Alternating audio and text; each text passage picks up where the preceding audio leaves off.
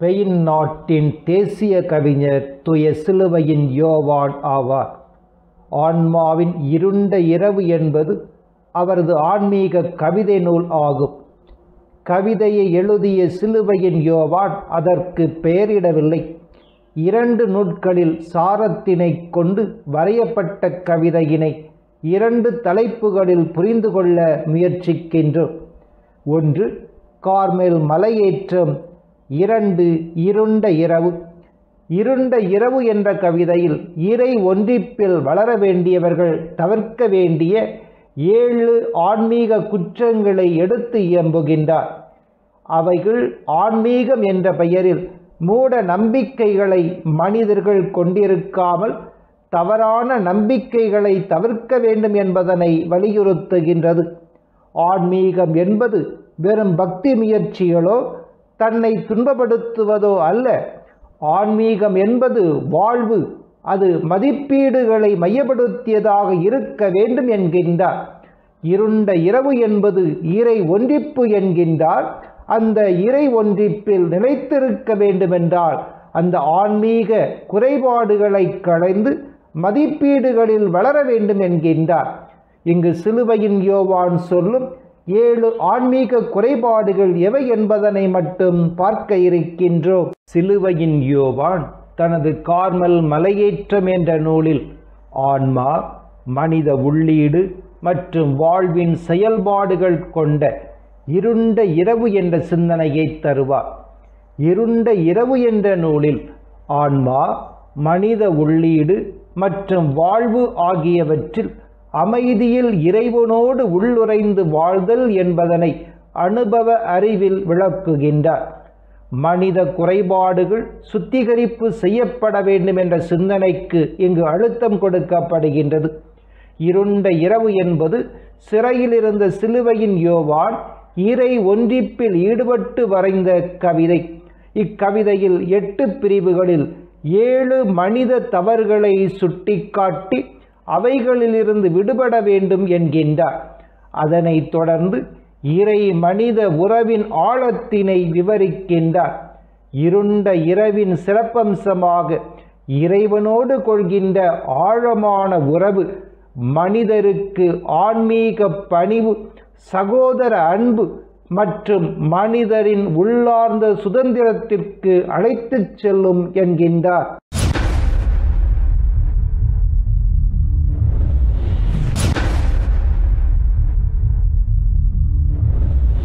பிறரை பற்றி கவலைப்படாமல், பிறருக்கு முக்கியத்துவம் கொடுக்காமல் தன்னை பற்றி மிகையாக நினைப்பது பெருமையாகும்.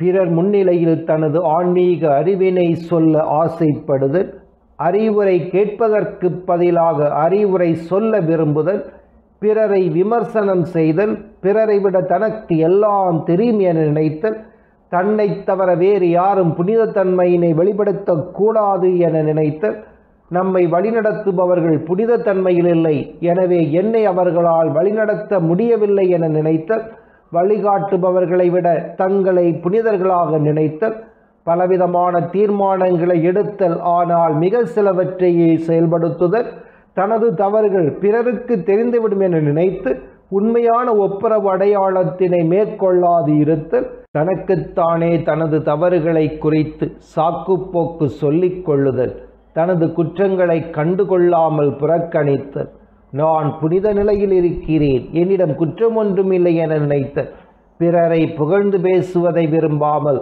அனைவரும் தன்னை புகழ வேண்டும் என நினைத்தல், தனது செயல்பாடுகளுக்கு குறைவான முக்கியத்துவம் கொடுப்பது, தன்னை விட பிறர் மேலானவர்கள் புனிதமானவர்கள் என நினைப்பது, அதிகமான செயல்பாடுகளை செய்து குறைவான திருப்தியை ஏற்றுக்கொள்ளுதல், இறைவன் மீது கொண்ட அன்பினால் செயல்படும் போது தான் ஒன்றுமில்லை என்ற சிந்தனைகளே மிஞ்சும்.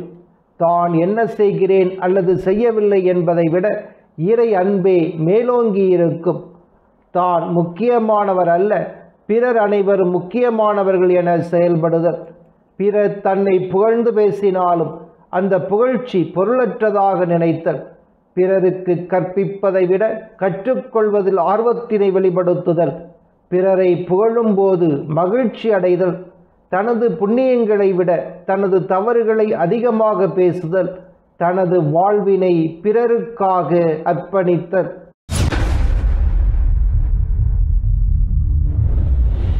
ஆன்மீக பேராசை என்பது ஆன்மீக அதிருப்தியாகும். ஆன்மீக செயல்பாடுகளில் அதிகம் கவனம் செலுத்தி மதிப்பீட்டு வாழ்வினை மேற்கொள்ளாமல் இருக்கும் நிலை, இறைவன் கொடுத்த வரங்களில் திருப்தி கொள்ளாமல் ஆன்மீக பக்தி முயற்சிகளில் ஈடுபடுதல், தியாகம், உள்ளார்ந்த ஏழ்மைகளுக்கு முக்கியத்துவம் கொடுப்பதற்கு பதிலாக பக்தி முயற்சிகளே சிறந்தது என நினைக்கும் நிலை இவர்களுடையது. அழகுபடுத்தப்பட்ட படங்கள் மேன்மையானவை என நினைக்கும் மனிதர்களாக இருப்பர். குழந்தைகள் பொம்மைகளை அழகுபடுத்துவது போல ஆன்மீக பொருட்களை அழகுபடுத்துவர். இவைகள் ஆன்மீக ஊற்றுக்கு எதிரானவைகள் என்பதை உணர வேண்டும். உண்மையான பக்தி இதயத்திலிருந்து வர வேண்டும். அது உண்மையை வெளிப்படுத்த வேண்டும். ஆன்மீக பொருட்களை மையப்படுத்தாமல் வாழ்வினை மையப்படுத்த வேண்டும். பொருட்களின் மீதான ஈர்ப்பு இருக்கக்கூடாது. அது ஆன்மீக பொருட்களாக இருந்தாலும் இருக்கக்கூடாது. தன்னிடம் இருக்கும் அனைத்தையும் கொடுக்கும் தாராள மனநிலையோடு இறைவனில் ஒன்றிக்கு மனப்பான்மை இருக்க வேண்டும். இறைவனையும் மனிதர்களையும் எவ்வாறு அன்பு செய்ய வேண்டும் என்பதிலே கவனம் இருக்க வேண்டும். மாறாக ஆன்மீக மற்றும் நிலையில்லா பொருட்களில் கவனம் இருக்கக்கூடாது.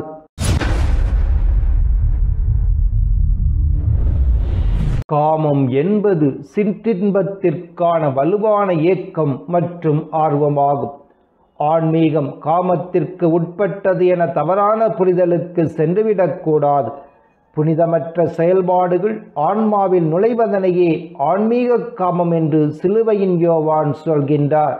ஆன்மீக பயிற்சிகளில் அளவுக்கு அதிகமான ஈடுபாடுகளை காட்டுவதன் மூலமாக வருகின்ற இன்பம் ஆன்மீக காமத்திற்கு அடிப்படையாக இருக்கின்றது. தீமையின் சோதனைகளும் ஆன்மீக காமத்திற்கு காரணமாக இருக்கின்றது. தவறானவைகள் நல்லவைகள் போன்று காட்சி கொடுக்கின்ற போது அதனை கெட்டியாக பிடித்து கொள்ளும் மனநிலை ஆன்மீக காமத்திற்கு வழிவகுக்கின்றது. ஆன்மீக பயம் ஒரு காரணமாக அமைகின்றது. தூய்மையற்ற சிந்தனைகள் ஆன்மீக பயத்தினை உருவாக்குகின்றது. சிற்றின்ப மோகம் அதிகரிக்கும் போது இறை அன்பு குறைகின்றது.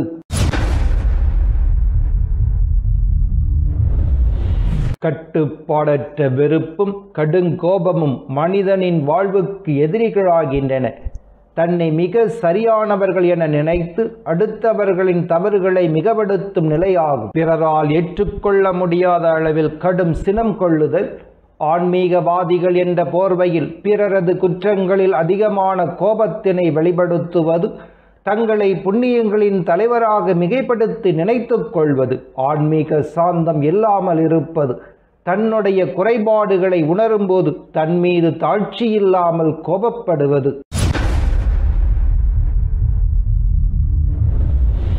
ஆன்மீக நடவடிக்கைகளில் அதிக இன்பம் மற்றும் மகிழ்ச்சிக்காக பாடுபடுதல் ஆன்மீக பெருந்தீனியாகும். சிலுவைக்கு பதிலாக இன்பத்தினை நுகர்வது ஆன்மீக தூய்மை மற்றும் விவேகம் இல்லாமல் ஆன்மீக இன்பத்தினை அனுபவிப்பது. ஆன்மீக சீர்கேட்டின் உச்சத்திற்கு இது அழைத்துச் செல்லும்.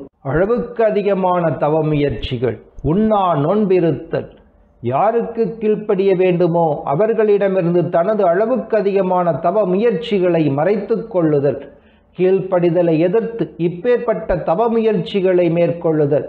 இவர்கள் புண்ணியங்களில் வளர்வதை விட பாவங்களையே கட்டிக்கொள்கின்றனர். தங்களுடைய விருப்பத்தினையே அனுமதிக்க வேண்டும் என ஆன்மீக வழிகாட்டியை கட்டாயப்படுத்துவது, இறைவனின் திட்டத்தினை விட தங்களினுடைய திட்டமே சிறந்தது என நினைத்தல், ஜபத்தில் ஏற்படும் வறட்சி நிலையினை ஏற்றுக்கொள்ள முடியாமல் இருப்பது, சோதனைகள், ஆன்மீக வறட்சி, சலனங்கள் மூலமாக வாழ்வில் தெளிவுகளை இறைவன் கொடுப்பார். அதனை புரிந்து கொள்ளாமல் எனது வாழ்வில் இவைகளா என ஏற்றுக்கொள்ளாமல் இருப்பது, வாழ்வு முழுவதும் ஆறுதலையும் திருப்தியையும் எதிர்பார்த்து கொண்டே இருப்பது, ஆன்மீக நூல்கள் தனக்கு தேவையில்லை என படிக்காமல் இருப்பது.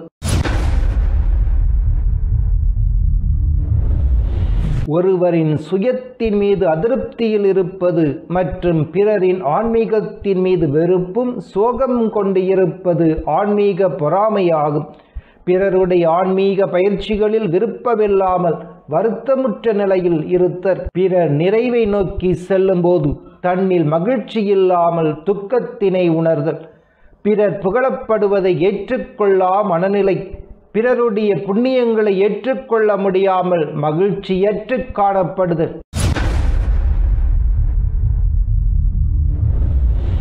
ஆன்மீக பயிற்சிகளில் ஆர்வமில்லா நிலையும் விருப்பமின்மையும் ஆன்மீக சோம்பலாகும். தனது சுய திருப்திக்காக மட்டும் ஆன்மீக பயிற்சிகளை மேற்கொள்ளுதல், சுய திருப்தி ஏற்படாத நிலையில் ஆன்மீக பயிற்சியினை விட்டுவிடுதல், ஆன்மீக பயிற்சிகளில் இன்பத்தினை மட்டுமே எதிர்பார்த்தல், திருப்தி ஏற்படாத நிலையில் ஜெபத்தினை தொடராமல் விட்டுவிடுதல், இறைவனது விருப்பத்தினை விட தனது விருப்பத்திற்கு முக்கியத்துவம் கொடுத்தல், இவை அனைத்தும் இருண்ட இரவில் சுத்திகரிக்கப்படும் என்கிறார் சிலுவையின் யோவான்.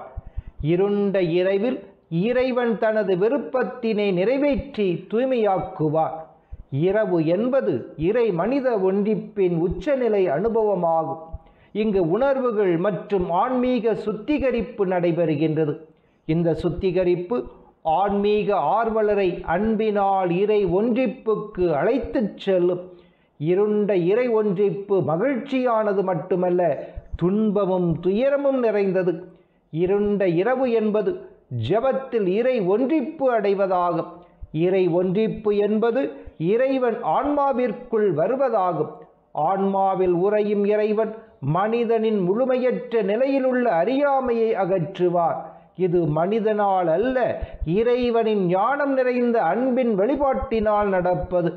இறைவனின் இலவச கொடை இது. இந்த இறை ஒன்றிப்பு ஆன்மாவை சுத்திகரிப்பு செய்து ஒளிர செய்கின்றது. மனிதன் இருண்ட இரவில் இன்னல்களை அடைகின்றான். ஆனால் அவனது துன்பம் ஆன்மீக வாழ்வில் மறுபிறப்பாய் அமைகின்றது. துன்பங்களும் துயரங்களும் மனித மீட்புக்கு வழிவகுக்கின்றது.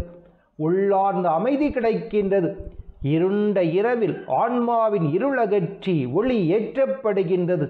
இந்த இரவு ஒரு மனிதனை தாழ்த்தி அவரது துயரங்களை வெளிப்படுத்தினாலும் அது அவரை உயர்த்தவே செய்கின்றது. இருண்ட இரவு மனிதனை வெறுமையடைய செய்து உலக பற்றற்ற நிலையினை உருவாக்கினாலும் தெய்வீக அருளை தருகின்றது.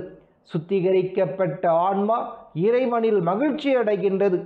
இருண்ட இரவு வாழ்வில் இல்லை என்றால் ஆன்மா ஆன்மீக மகிழ்ச்சியினை அடைய முடியாது.